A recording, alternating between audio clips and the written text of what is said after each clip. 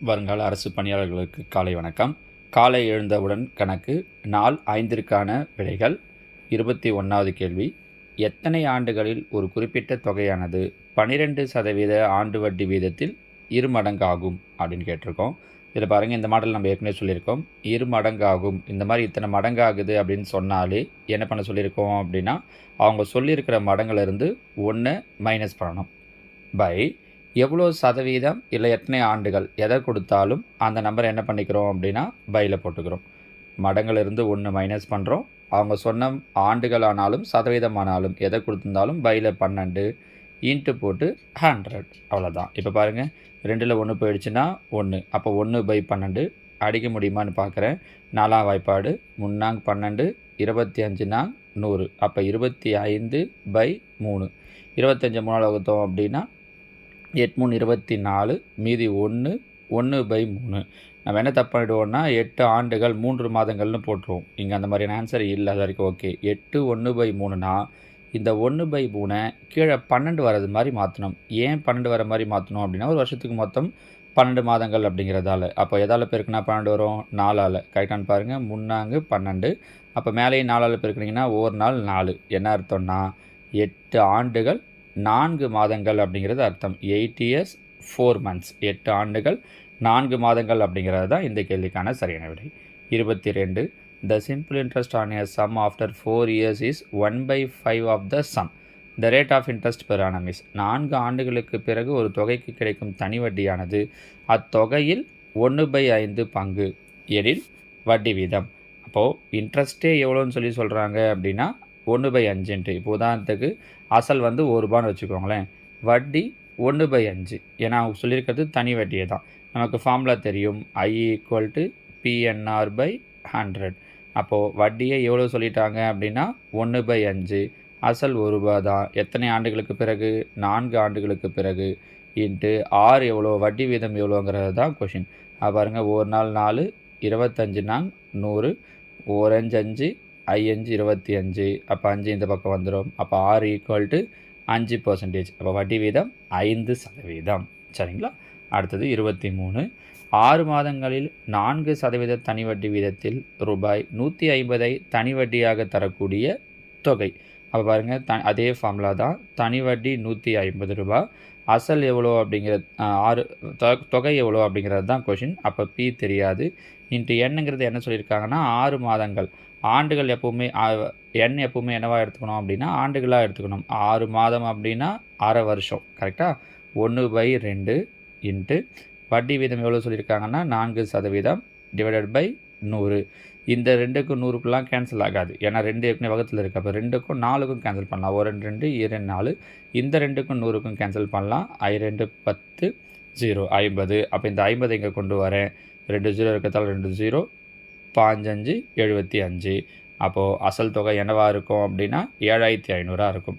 ஆன்சரில் தான் கண்டுபிடிக்கலாம். 4% கீழே கொடுத்துருக்க ஒரு ஆன்சருக்கும் 4% எவ்வளோன்னு கண்டுபிடிச்சிட்டு அதில் பாதியை கண்டுபிடிக்கணும். 6 மாதங்கள் அப்படிங்கிறதால நான் அந்த ஐடியா கூட சொல்கிறேன் பாருங்கள். 2த்துல எதை வேணாலும் யூஸ் பண்ணிக்கலாம். இப்போ 5000 இருக்குது, அவங்க 4% வட்டி சொல்லியிருக்காங்க. 5000ல் 1%னா 50. கரெக்டாமா? 4% அப்படின்னா 4 5 20 200. ஒரு வருஷத்துக்கு ₹200னா 6 மாதத்துக்கு எவ்வளோ வரும்னா ₹100. ஆனால் அவங்க எவ்வளோ சொல்லியிருக்காங்க? ₹150. அப்போ இது ஆன்சர் கிடையாது. இப்போ 750 7500 எடுத்துக்கோங்க.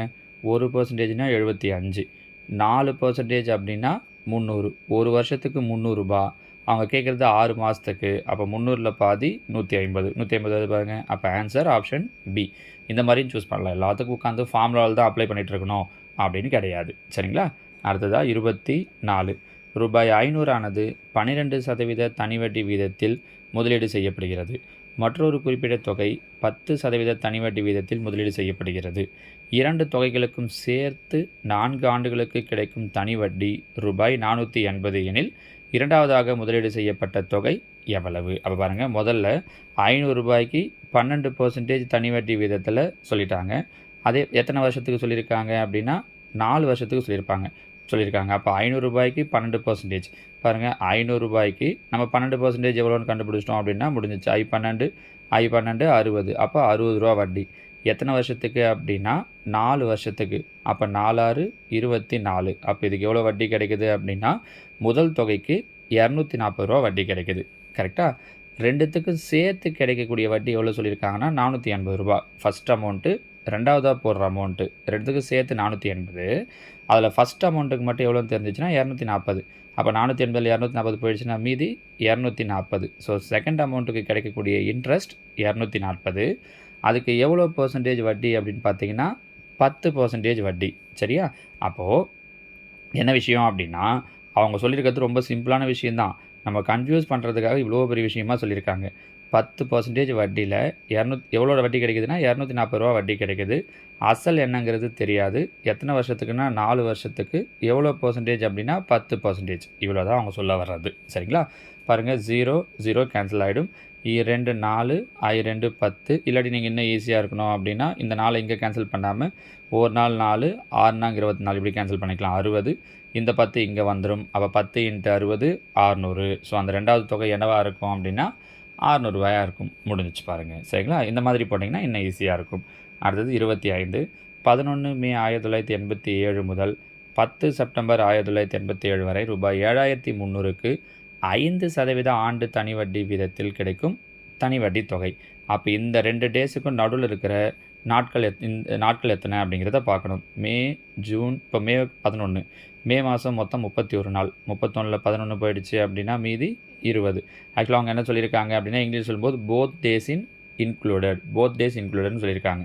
அப்போ நம்ம 11ஆம் தேதி எடுக்கணும் அப்படின்னா அதுக்கு முன்னாடி தேதியை மைனஸ் பண்ணணும். 31ல் 10 போயிடுச்சுன்னா மீதி 21 நாள். அப்படி நீங்கள் தெரியாமல் மைனஸ் பண்ணிட்டீங்களா அது ஒன்றும் தப்பு இல்லை, நான் சொல்கிறேன். அடுத்ததாக ஜூன் மாதம் மொத்தம் 30 நாள். ஜூலை மாதம் 31.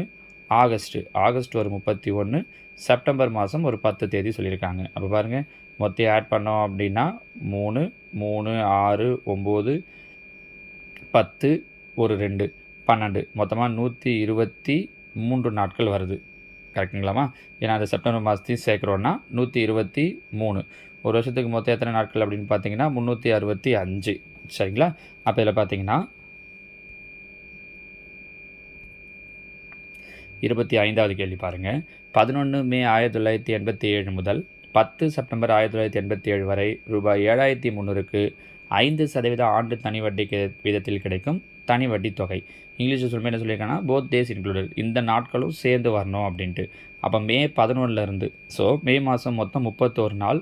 11ஆம் தேதியும் வரணும் அப்படிங்கிறதால அதுக்கு முன்னாடி நாளும் மைனஸ் பண்ணிடுறோம். அப்போ 31ல் 10 போயிடுச்சு அப்படின்னா 21. ஜூன் மாதம் ஒரு 30 நாள். ஜூலை மாதம் ஒரு 31. ஆகஸ்ட் ஒரு 31. செப்டம்பர் எது வரைக்கும் சொல்லியிருக்காங்கன்னா 10 வரைக்கும். அப்போ இது மொத்தத்தையும் ஆட் பண்ணுறோம் அப்படின்னா நமக்கு என்ன கிடைக்குது அப்படின்னா 123. மொத்த நாட்கள் எத்தனை அப்படின்னா 123 நாட்கள். நமக்கு ஃபார்முலா தெரியும், I = P/100. P எவ்வளோ சொல்லியிருக்காங்க அப்படின்னா 7300 × Nங்கிறது 123 நாள். நம்ம இப்போ தான் கொஞ்சம் முன்னாடி சொன்னோம், எப்போவுமே எதில் தான் எழுதணும்னா வருஷத்தில் தான் எழுதுகிறோம்.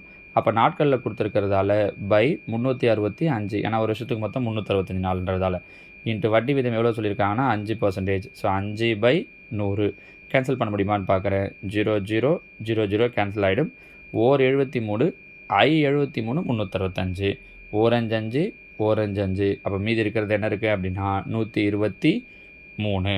அப்போது இவ்வளோ நாளைக்கான வட்டி தொகை எவ்வளோ ரூபாய் கிடைக்குது அப்படின்னா 123 ரூபாய் கிடைக்குது. சரிங்களாமா? ஸோ 5வது நாட்களுக்கான கேள்வி பதில்கள் இதோட முடியுது. அடுத்து 6வது நாட்களுக்கான வினாக்கள். இதற்கான விடைகளை நீங்கள் கீழே கமெண்டில் சொல்லுங்கள். நான் அதுக்கான ஷார்ட்கட் ஆன்சர்ஸை நாளைக்கு உங்களுக்கு விளக்கமாக சொல்கிறேன். ஓகேவா? 26.